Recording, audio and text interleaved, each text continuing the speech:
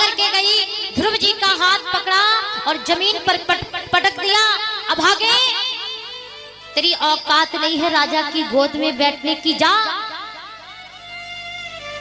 जा करके भगवान की तपस्या करना और भगवान से वरदान में मांगना कि मुझे माता सुरुचि की कोख से जन्म दे दे, तब तू राजा की गोद में बैठने के योग्य बनेगा। जा तपस्या करके मर जा और फिर मेरी कोख से जन्म ले।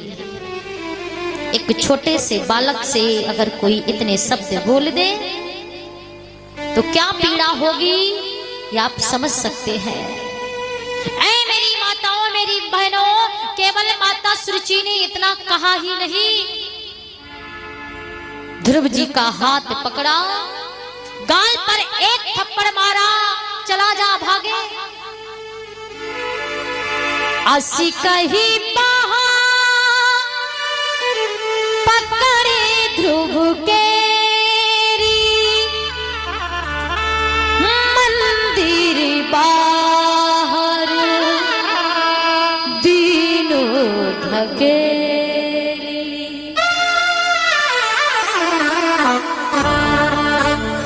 रोबती ध्रुव मैया ढेंग आए, माता तुरंत गोदी बैठा। ध्रुव जी माता के पास आए। आज ध्रुव जी हिलकी मार मार कर रोते हैं, मैया के समीप पहुंचे, गला रुक गया, आवाज नहीं निकल रही। माँ ने कहा लाल क्या हो गया तुझे? मेरे बेटा क्या पीड़ा है तुझे? किसी ने तुझसे कुछ बोला? बता दे। तेरी उदासी को देखकर इस माँ की छाती फटती है, एक बार बता। इस दासी के पुत्र को, इस मजदूर के पुत्र को किसने मारा? किसने पीड़ा दी है? बता। तब ध्रुव रो करके कहते हैं माँ आज एक बात मुझे बता दे, मैं तुझसे पूछने आया। और ध्रुव कहते माँ मैया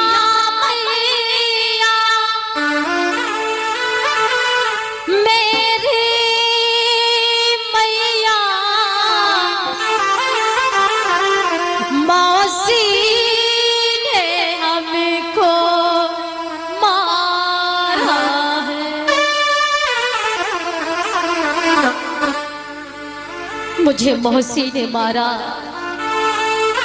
मैया मौसी ने मारा, इसकी पीड़ा मुझे कम है।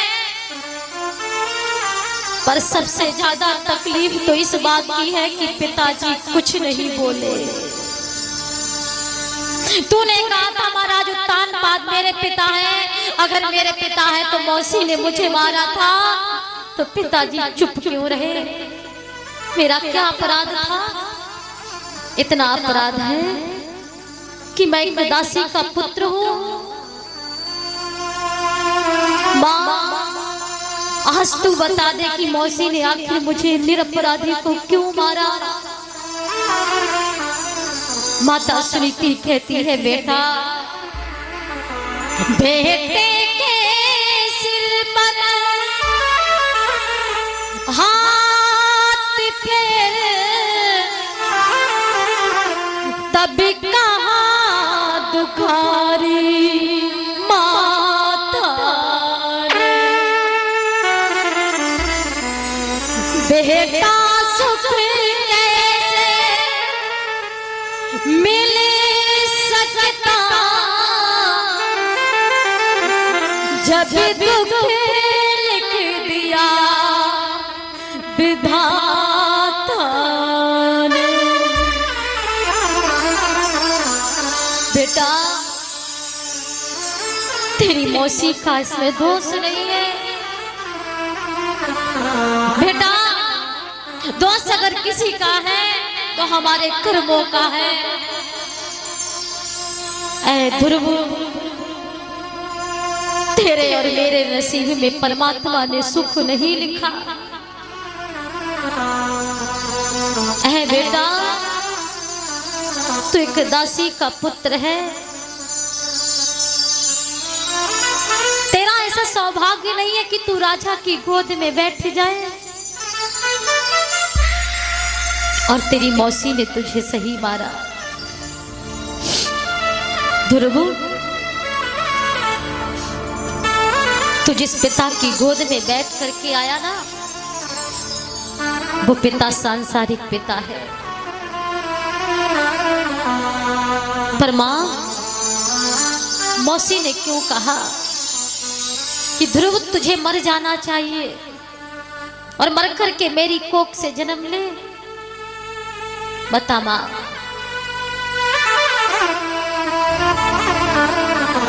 माता सुनीति कहती, बेटा आज से तेरी मौसी तेरी गुरु है। ऐ मेरी माताओं, मेरी बहनों, माता सुनीति अपने पुत्र को कैसे समझाती है?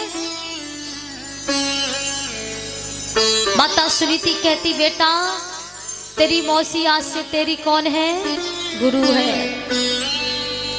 आज की माँ होती तो झगड़ा करने दरवाजे पहुंच जाती, तूने मेरे बालक को मारा ही क्यों? पर माता सुनीति ने ऐसा नहीं किया।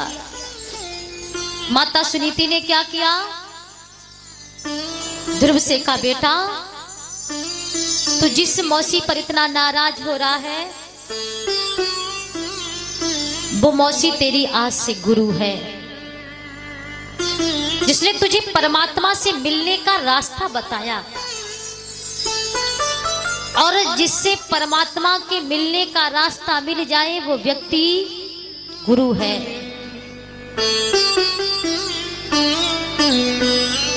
जीवन में हमेशा याद रखना, परमात्मा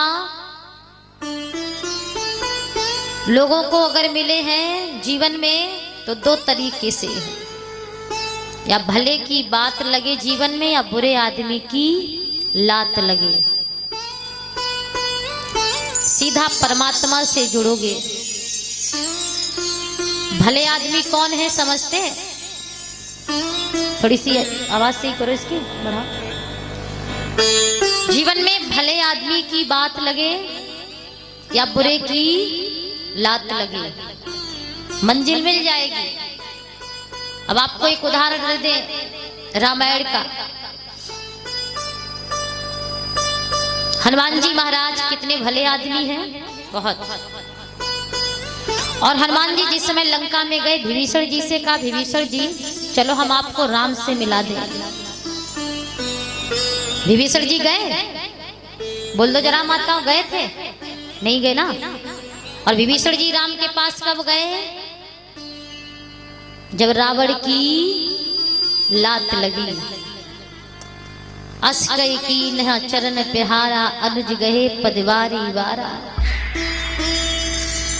जब रावण की लात लगी तो विभीषण जी सीधा राम जी के चरणों में।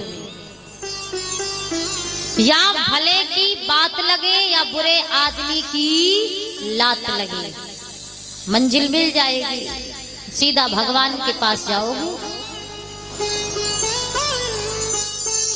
और आज ध्रुव जी को भगवान से मिलने का मार्ग मिला।